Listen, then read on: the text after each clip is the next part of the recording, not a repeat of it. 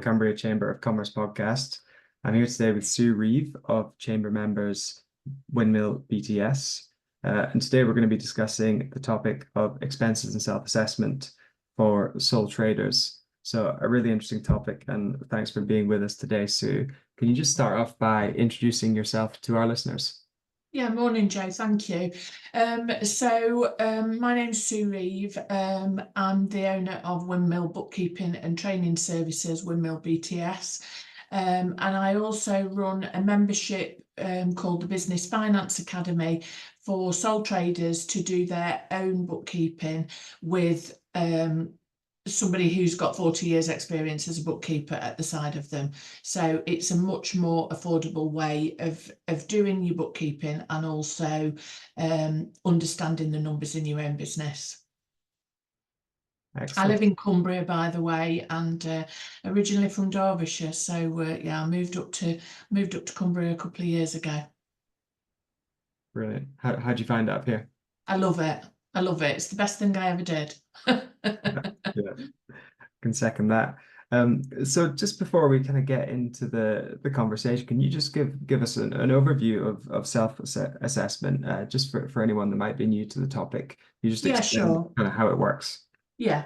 Okay. So we discussed that we would just concentrate on sole traders. So when we talk about self-assessment, we are taking our income less our expenses, and there are allowable expenses that you can claim back.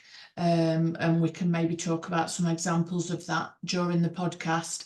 And then, so you have your total income, less your expenses, less your tax allowance, which is around 12,500, just a little bit more for a sole trader. And then you are taxed on that amount. And a year runs from the 6th of April one year to the 5th of April the next year. And as that year ends on the 5th of April, you pay your tax over to HMRC in January of the following year. So that's it in a nutshell, how self-assessment works. Okay. And so how can sole traders try and retain more of their income when they're doing their self-assessment? Okay, so the thing to do is just to, the question I always say to people to ask is, if they're going out and they're buying something, is this solely for business purposes? So if, for example, you need to buy a laptop or stationery, or you go out networking to get your business, to get to know people so that you can grow your business.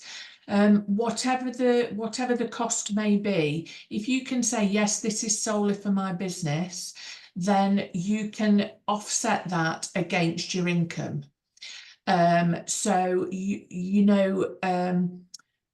all have things that we have to pay. For example, if somebody was a mobile hairdresser, they can't get from their home to their place of work without either catching a bus or a train or getting in a car.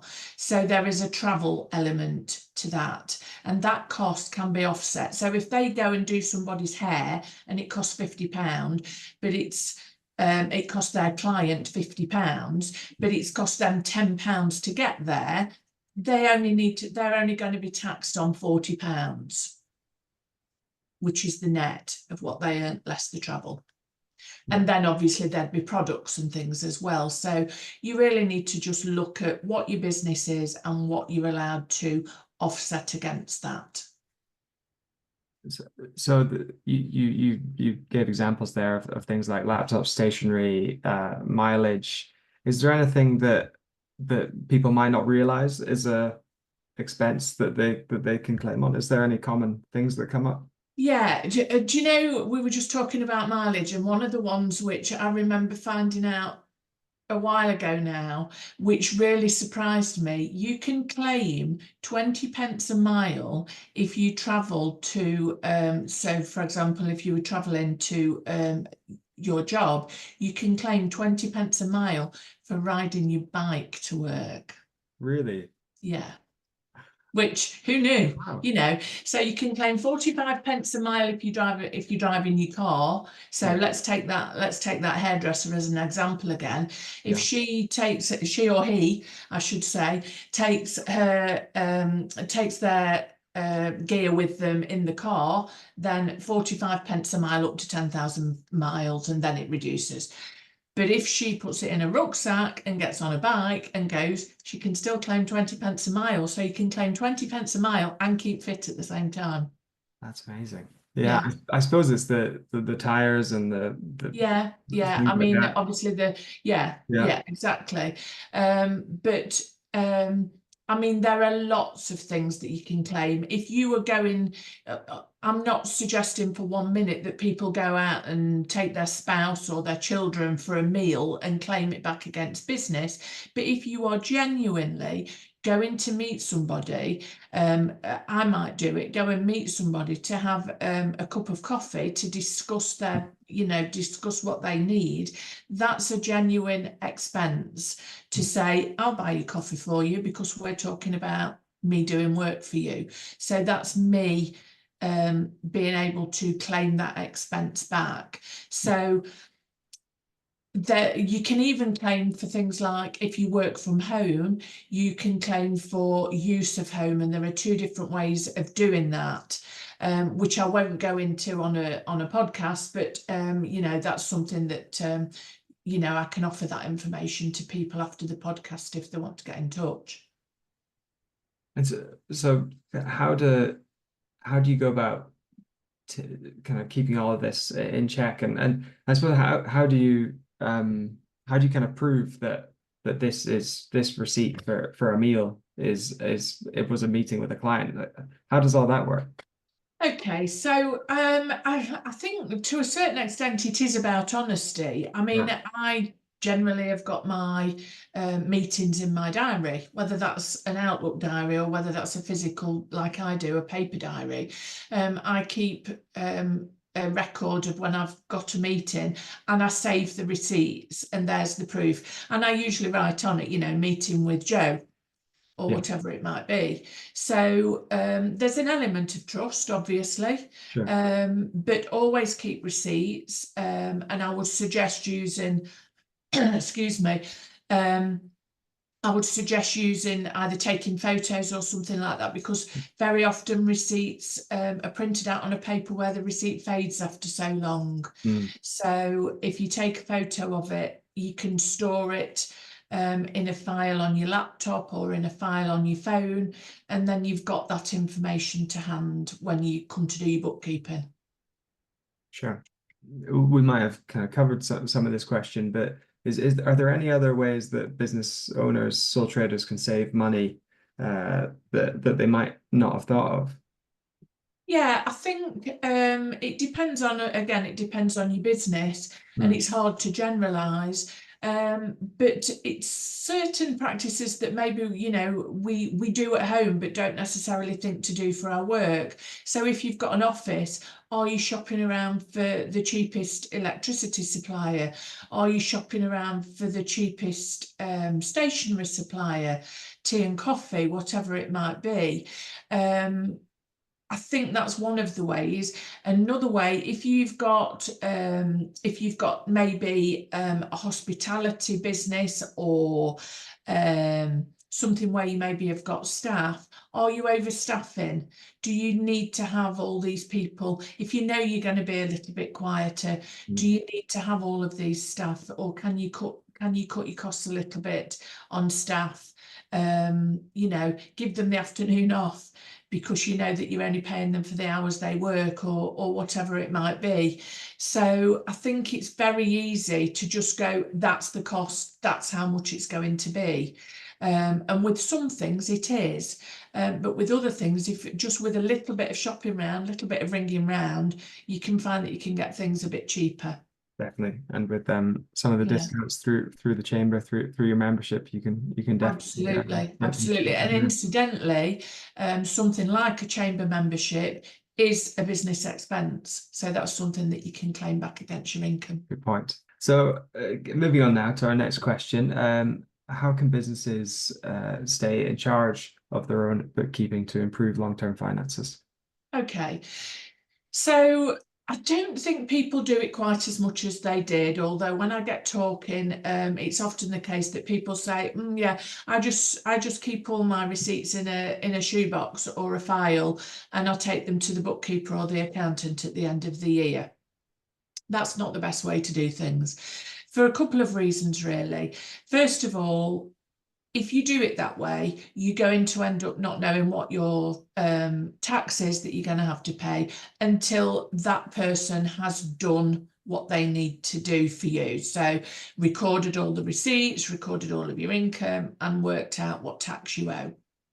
So if you do it that way, you don't know how your business is progressing.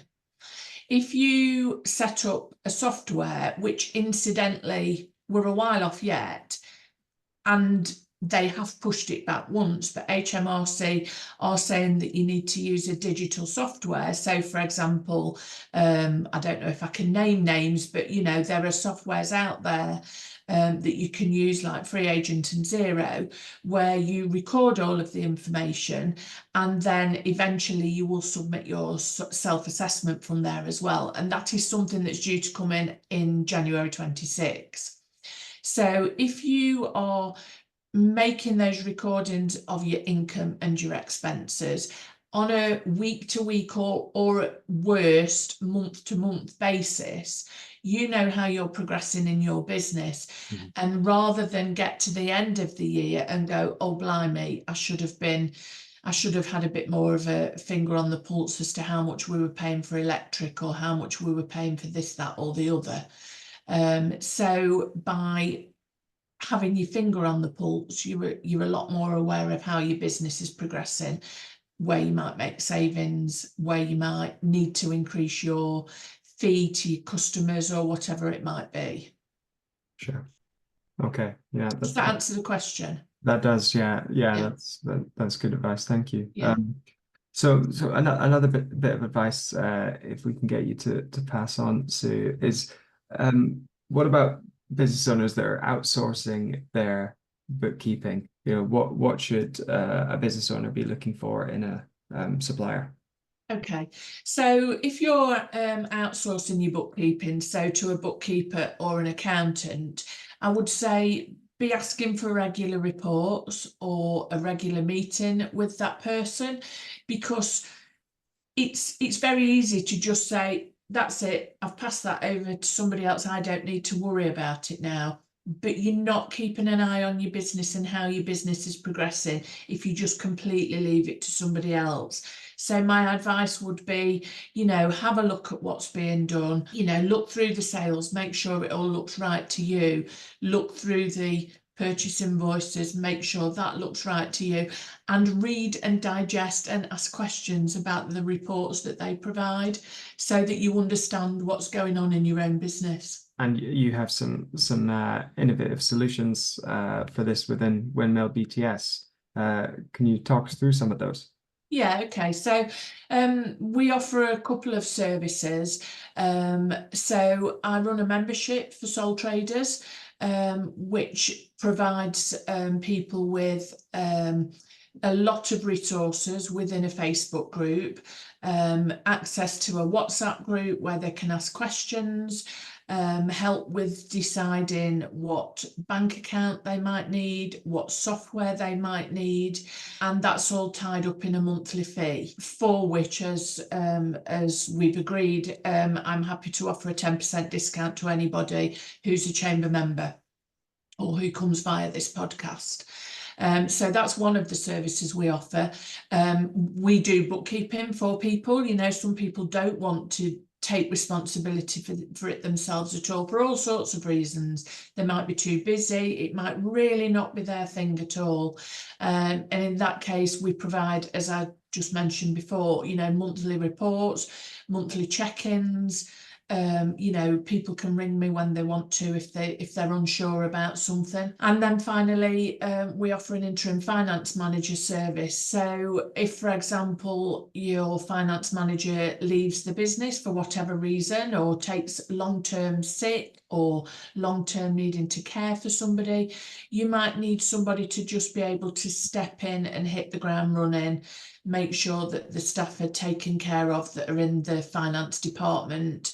And in some cases, what I've ended up doing is helping people to recruit a member of staff for their team to take that job back in-house again. The interim finance manager service is me. I don't send any of my bookkeepers out to do that. So you get in 40 years experience, somebody that really understands lots of businesses, and I work with people to give them a good solution to their finance manager problems. Fantastic. Yeah, so it's a great source of advice and best practice, and yeah, a really interesting opportunity. Where can people find out more about this, Sue? Okay, so I believe we're going to be posting a link within the description of this podcast. But other than that, my website is windmillbts.co.uk. Great. Yeah, we'll put that link in the description so you can find out more there. And yeah, thanks so much for that, Sue. That was brilliant. Thank you, Joe. Thanks for having me.